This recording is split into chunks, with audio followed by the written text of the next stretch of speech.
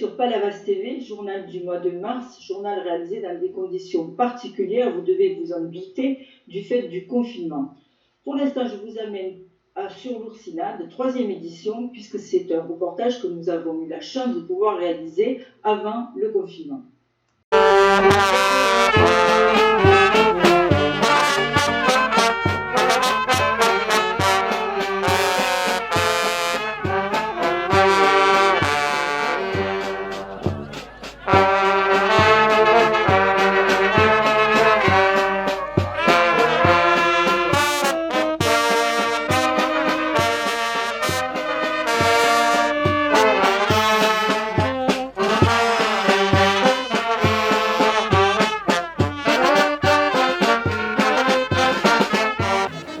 Thierry et Jérôme, bonjour. Alors, l'Oursinade, 3e édition. Quoi de neuf pour cette nouvelle édition? Pour cette nouvelle édition, il y a en réalité pas grand-chose de neuf. Puisque le soleil était là l'an dernier, il est encore présent cette année, donc ça, c'est pas neuf. Les exposants sont fidèles en leur présence et en la qualité de ce qu'ils proposent. Donc là non plus, c'est pas du neuf. Il y a quelques nouveautés puisqu'il y a du ceviche, il y a une 2e brazucade, il y a un 3e oursin parce qu'il y avait beaucoup de demandes là-dessus. Et moi, ce que je retiens et ce qui me plaît de l'édition de cette année, c'est l'aspect familial de cette édition. On fait la publicité du vin, nous. C'est le meilleur de la région. Il est tellement bon, je vous garantis une chose. Quand on va y aller avec le gobelet, je pense que le producteur de vin va nous faire un cadeau d'une petite bouteille. À sa santé et à la nôtre. Et les amis. Et ça, c'est incroyable parce que je vois les familles qui arrivent avec le grand-père, les parents, le petit-fils. Il y a un bien vivre ensemble qui me plaît beaucoup. L'intergénérationnalité, parfait. Et toi Thierry, alors, qu'est-ce que tu as à nous dire de nouveau sur cette édition? Je crois que Jérôme a tout dit. Là, je viens de... Baïsion, qui fait des huîtres, vient de me dire que sa petite fille avait appelé et que Palavas était bouché. On ne peut pas rentrer. Alors, c'est peut-être pas que l'oursinade, forcément. À Palavas, on n'a pas besoin que de l'oursinade. Mais bon, je crois qu'il y a vraiment un vrai engouement pour cette manifestation. D'ailleurs, on est plein, on ne peut pas bouger, vous voyez, on est serré de partout. Hier, ce n'était pas le cas parce qu'il y avait ce petit vent qui nous gênait un petit peu. Mais là, aujourd'hui, c'est comme l'année dernière, les 2 jours, quoi. C'est fabuleux. Jérôme a dit, les familles qui viennent avec les enfants, les petits-enfants. Voilà, on retrouve ce qu'on avait envie qu'il soit depuis le début, quoi. Alors, comme d'habitude, de la rouille, bien sûr des oursins, des huîtres, des coquillages, enfin tout, c'est ça? Des télines, des couteaux, des tiels, des chaussons. La rouille avec la confrérie palavasienne, inamovible. Nous, avec notre petite buvette, la régalade, voilà, on est là. Les oursins, Jérôme vous l'a dit, les huîtres, les crevettes, les anguilles, des geôles, les muges, la soupe de crabe, parce qu'il y en avait qui avaient anticipé, parce que comme ils ont dit il fera froid, on va faire peut-être de la soupe. Enfin, les gens sont quand même attentifs à tout. Hein. Alors tous ceux qui aiment les produits de la mer, ils peuvent venir aujourd'hui et se régaler. Ah oui, puisque effectivement c'est sur samedi et dimanche. Moi, ce que je veux dire, c'est qu'on doit remercier, on est une formidable équipe. Hein. Je parle de Jean-Pierre Bello, le grand Jean-Pierre de Sète, Christian Dassé, Létiel Dassé, Thierry, mon ami bien sûr, et d'autres personnes qui participent à cette manifestation. Et ce que je dois dire surtout, c'est qu'à Palavas, quelque part, on a un esprit de bien vivre, un esprit de fraternité et qu'on essaie de transporter tout au long de l'année. Et ça, c'est quand même assez unique. Dans les événements, et le prochain, c'est la régalade. Et la régalade avec les 4 mousquetaires. Oui, tout à fait. Voilà, et ce que je voudrais rajouter, parce qu'il ne va pas le dire lui, c'est qu'on a un soutien de tous les services municipaux, ça c'est énorme, hein, je veux dire, la police nous rend des services, hein, les tables, les chaises, les services des sports, enfin, tout le monde est avec nous, et nous ça nous fait un bien énorme, hein, parce que même pour se garer c'est compliqué, donc ils nous gardent des places de parking pour les exposants, enfin, il y a quand même beaucoup de points importants. Vive l'oursinade! Vive l'oursinade et vive tout le commerce de Palavas, parce que l'oursinade sert aussi à ce que les personnes repartent vers le centre-ville pour faire travailler tout le monde.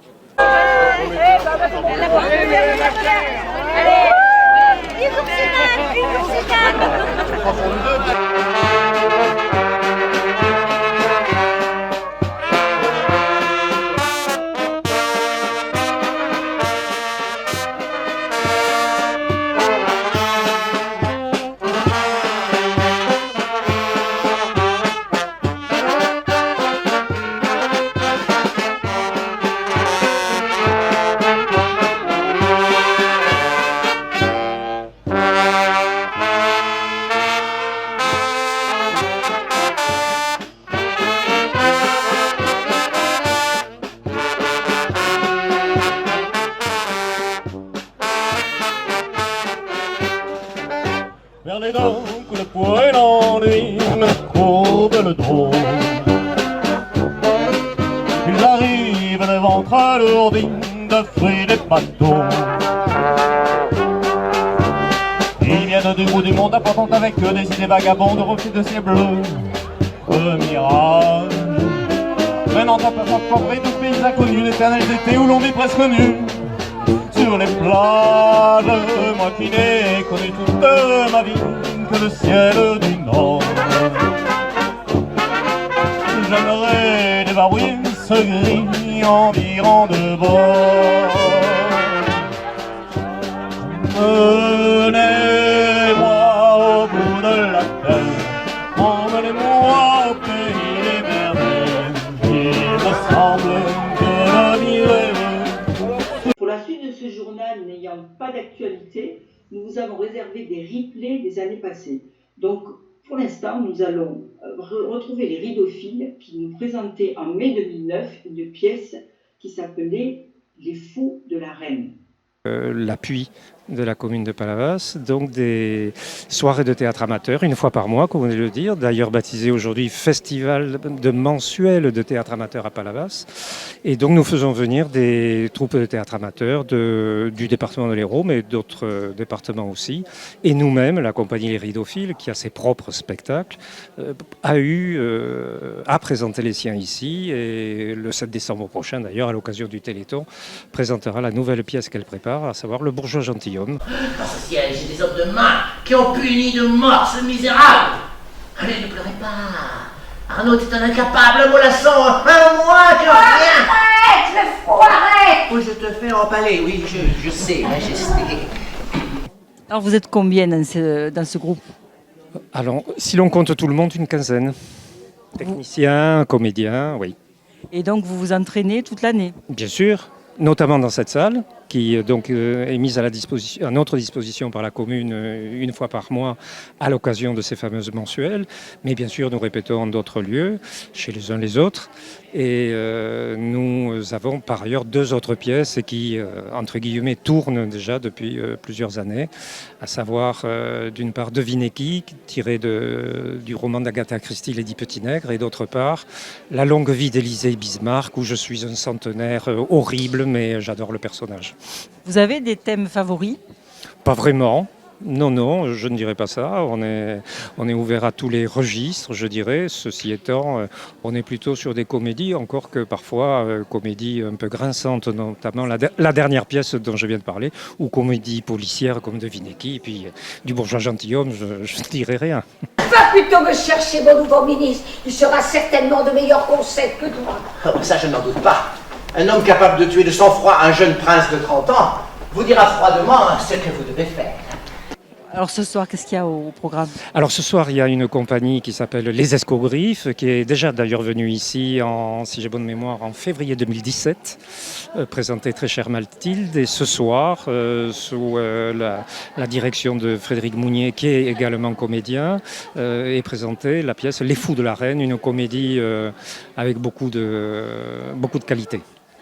Je suppose que ce sont des échanges entre troupes. Après, c'est vous qui allez jouer chez eux, c'est ça? C'est pas toujours le cas. Et puis, toutes les troupes n'ont pas nécessairement, comme nous, l'avantage d'un lieu fixe où elles peuvent répéter.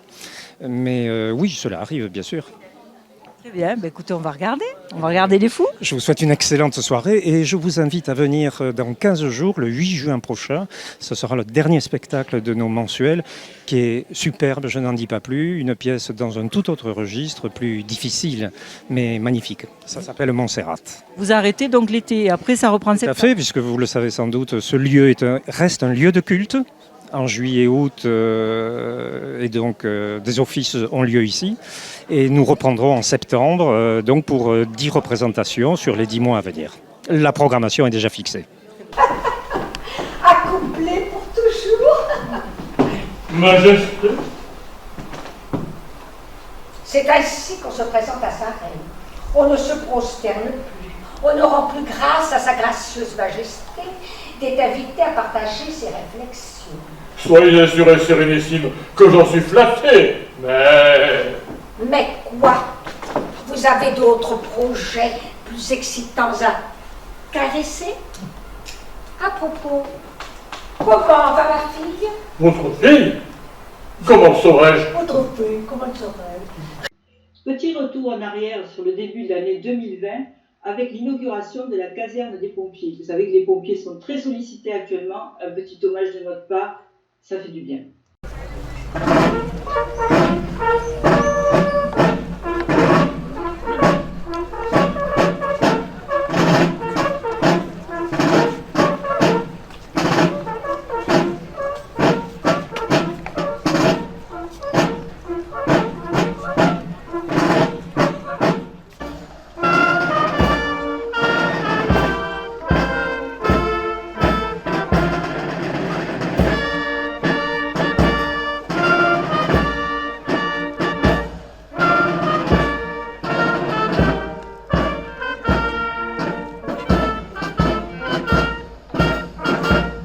Bonjour Monsieur Éric Flores, donc vous êtes directeur départemental du SDIS 34. Aujourd'hui, cette journée consacrée aux pompiers, on a senti plein d'émotions de la part des pompiers, mais aussi de la part des participants. Qu'est-ce que ça représente pour vous? C'est une journée où on vous met à l'honneur? Alors, c'est une journée importante parce que c'est globalement la nation qui met à l'honneur l'ensemble des sapeurs-pompiers. Et pour moi, c'est important de mettre à l'honneur mes sapeurs-pompiers qui s'engagent tous les jours, qui font une intervention toutes les 7 minutes, qui sur tout le département de l'Hérault, Palavas, mais également Montpellier, Saint-Pons, Cassagnols, tout le département. Et comme je le dis souvent, il n'y a pas de petites interventions. Il y a des interventions quotidiennes sur lesquelles on s'engage, sur lesquelles on prend des risques, sur lesquelles il est important d'être à la hauteur de chacune de nos victimes, de chacune de spécificités techniques, comme on peut le voir en ce moment. Alors c'est un métier de passion, on sent que vous êtes tous passionnés, mais c'est un métier aussi bien sûr qu'on sait à risque. Et comment vous expliquez qu'actuellement il y ait de la violence vis-à-vis de vous? Ben nous, on ne l'explique pas, on ne la comprend pas et c'est une vraie interrogation. Alors, on arrive à identifier à chaque fois qu'on a un acte de l'agression, dans quel cadre il s'est réalisé. C'est pour ça que pour nous, il est très important qu'il y ait une réponse pénale un peu forte, entre guillemets, cohérente de la part de l'État, parce que il faut que le sapeur-pompier puisse se sentir protégé lorsqu'il intervient. Nous, on est là pour sauver une victime. Il ne faut pas en plus qu'on cherche à se sauver nous-mêmes. On a suffisamment de risques à appréhender sur un incendie, sur un accident de la circulation, sur un malaise dans certains endroits, pour d'abord se préoccuper des gens que l'on doit secourir et pas forcément de ceux qui veulent nous frapper. Et donc, on n'arrive pas à comprendre. Pour nous, c'est cette violence, j'ai pas de mots pour la qualifier, parce qu'elle est inacceptable, incompréhensible, et on souhaite qu'elle soit punie avec la plus grande fermeté.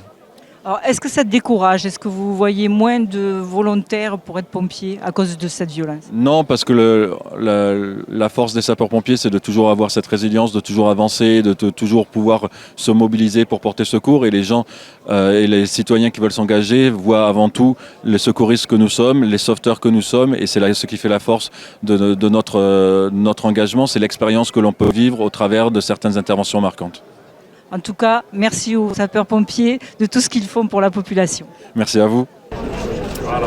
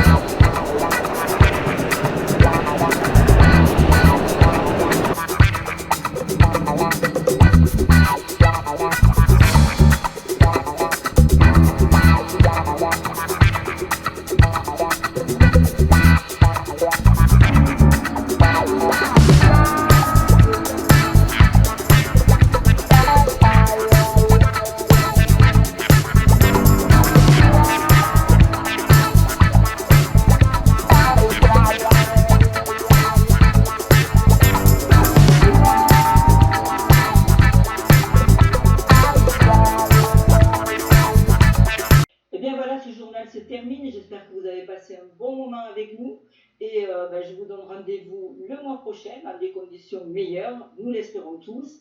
N'oubliez pas, en attendant, restez chez vous, mais restez aussi curieux, partagez, likez, et au mois prochain.